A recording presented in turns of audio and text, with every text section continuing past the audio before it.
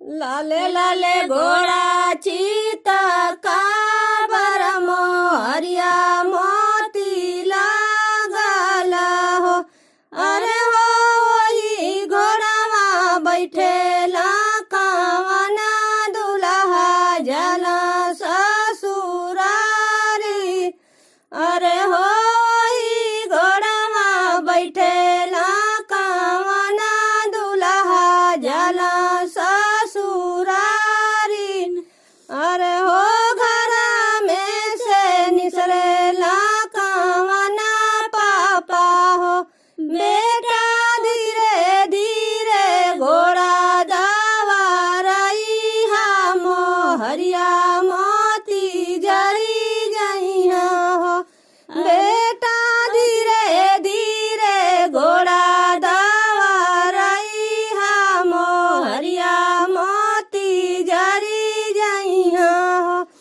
पापा यही जन से घोड़ा दवारई ससुर के दियावा लूटी ले हो। पापा यही जन से घोड़ा दवारई ससुर के दियावा लूटी ले हो। लाले लाले घोड़ा चीता काबर मोहरिया मोती लागल हो।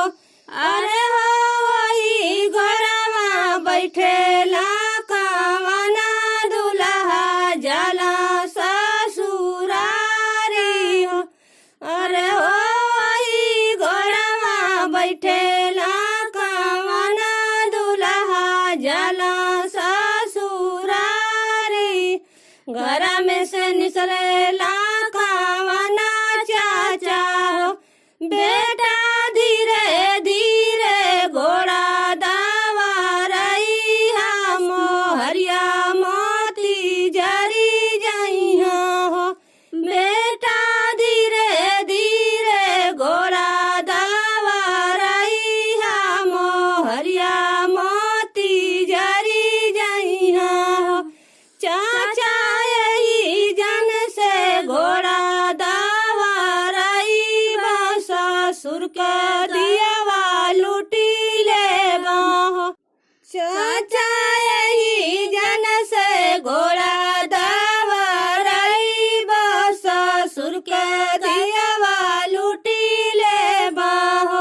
लाले लाले घोड़ा चीता काबर मोहरिया मोती लागल हो।